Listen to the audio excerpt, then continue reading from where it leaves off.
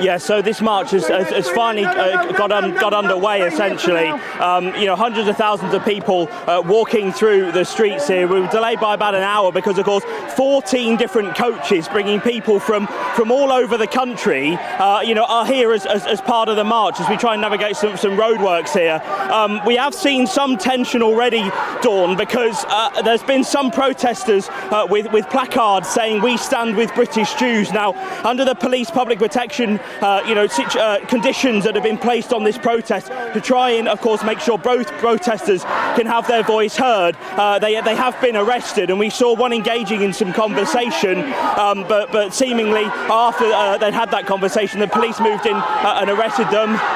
Some people, resisted some of that pressure from the police, and we saw people being dragged away with those placards from the protest. But plenty of people, as you can see here, at the front of the protest, linking their arms. We'll see if we can get and speak to one of them. Can I speak to you quickly? Why protest today, given that we're kind of 24 hours after a ceasefire came into effect? The genocide has happened, and we need it ended. We need it ended completely, and we need to be sure of that. And we will keep on making noise every single day. Okay, so he's just been told that he's not allowed to speak to us, so that's why he's just stopped talking there, Dawn. But interesting.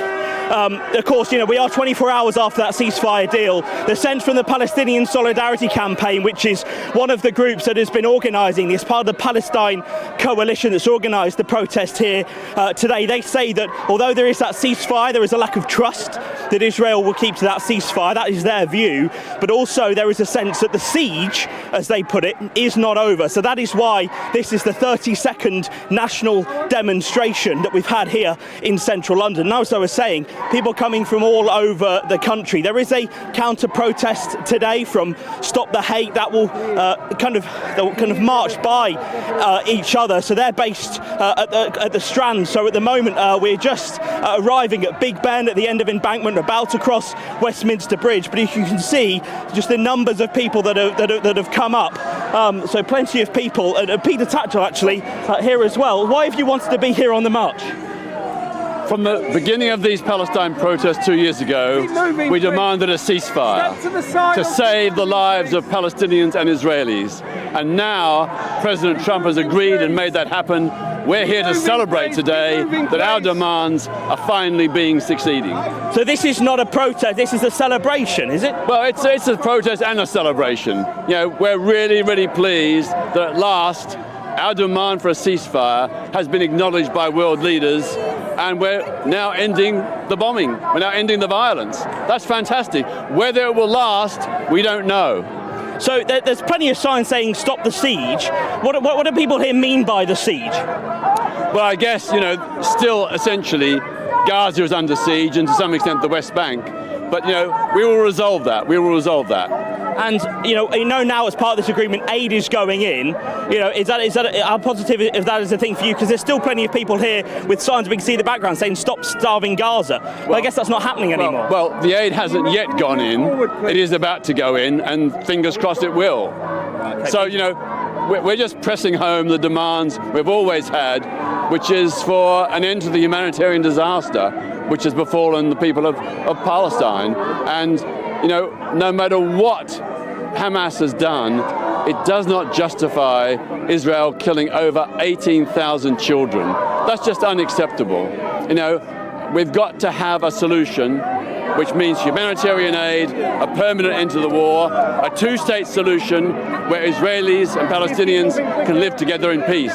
Pete Tatchell, thank you so much for joining us. Of course, him and many other faces here on the march, as we were saying, from all over the country, and we'll bring you more as it now marches towards Whitehall.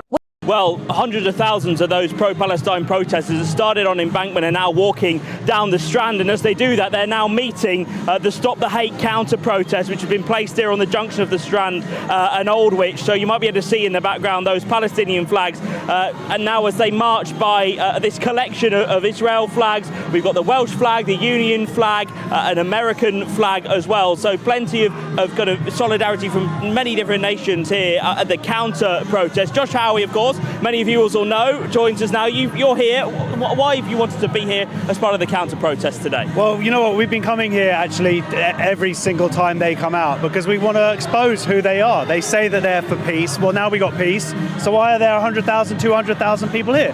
And doing it a week after 2 Jews have been murdered. They're here because they hate Jews. They hate the West. And we're here to expose them, to call them out, to stand against them. Peter Tatchell, who we spoke to on the march about an hour ago, said that for them, much of this march was a celebration, that they are celebrating that they've achieved their aims of a ceasefire in Gaza. Not at all. I mean, that makes no logical sense. They've claimed that there's a genocide, then suddenly there are people out there who want the army, the war to continue. They've said we want more military, we want the war to restart. It's never about ending a war for the jihadists. What they want is just to wipe out Israel, and until that happens, they're still going to be coming out every week. You'll see. I mean, this is a 30-second national demonstration. Do you think it'll be the last? We know the Home Secretary is thinking about powers to give the police to stop repeat protests. Yeah. Would you hope that would be something that would stop another one? No, I mean, I want them to stop, but I don't think giving the police more powers to do so, because of course that means it can be used against other people who they decide they want to shut down. What they need to do, and what they should have been doing from the very beginning, is policing what they've seen. They've seen placards with swastikas, they've seen people zikhailing, they've seen people calling for jihad, yet they did nothing. Now, what do you hope would come from? We know the ceasefire has been in effect for 24 hours now. Trump's got a 20-point plan.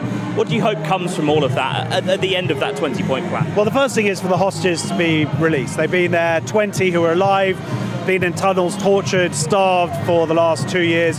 Getting them home, and then hopefully there can be this actual movement towards peace. But it can only happen when the Palestinian population in Gaza gets de-radicalized. And that has to be, hopefully, the next step. Hamas being gone. People want peace. Jews want peace. Israelis want peace. They don't want Gaza. They gave Gaza back 20 years ago. What they want is just to live their lives in peace. The people who started this war are Hamas, when they came out and in their thousands slaughtered 1,200 Jews. Do you think it's insensitive for them to do this march, given it's 2 years on this week since those atrocities? Yeah, of course. I mean, they marched on the actual anniversary itself, and they come out and say we're celebrating or marking October 7th. October 7th, all that happened on October 7th is you had a bunch of jihadists come out and commit the largest slaughter and mass rape of Jews since the Holocaust. So that's what they're celebrating? Israel didn't start fighting back until weeks later. So them coming out, it shows exactly who they are. They are jihadists, they want an end to the West, they hate Jews, and we have to, and the British people have to see them for who they are.